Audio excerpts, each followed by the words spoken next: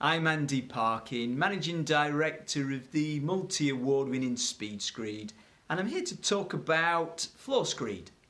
There are a number of different types of floor screed available which are designed to fit multiple use cases.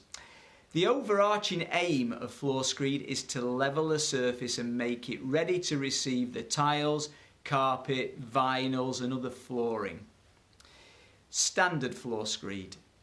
The traditional floor screed is a mix of cement and sand and is placed as a layer which can be used to support a final floor surface.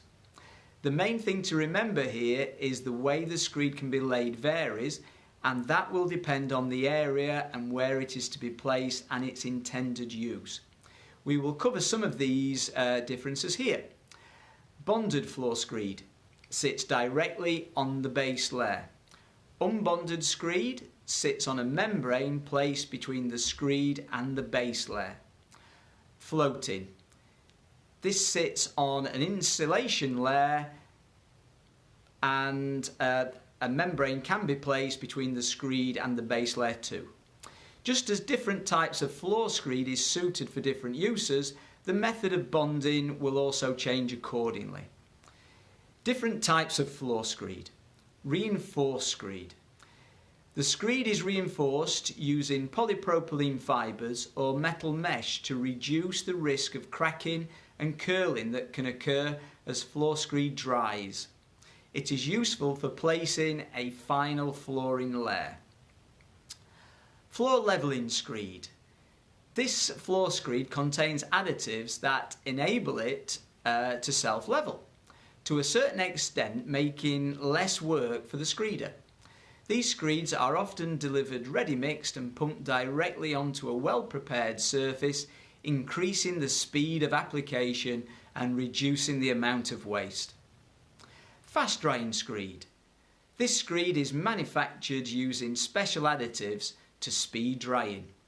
It is good for use in areas where a reduction in downtime is paramount and is often used in commercial, industrial and hospital settings. Traditional floor screeds can take weeks to dry before you consider placing the final floor covering, and this will increase if the environmental conditions are poor. With fast drying floor screed you can reduce that time considerably. It is also available as reinforced screed for areas of extremely heavy use, making it popular in modern construction projects. Floor screed for underfloor heating. More and more homeowners are opting for underfloor heating, which uses electric elements or water pipes to heat the space. When installing underfloor heating systems, the element or pipes are encased in a layer of floating floor screed, which incorporates the thermal insulating layer.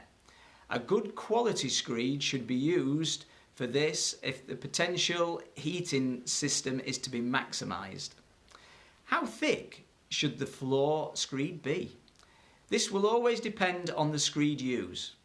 As a general rule for a traditional 1 to 4 screed, the following minimum thicknesses apply.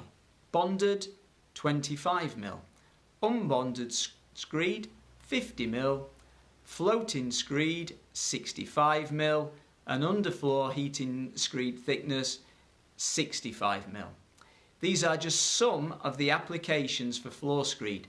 If you need more information about your individual case, please contact us. We will be happy to help.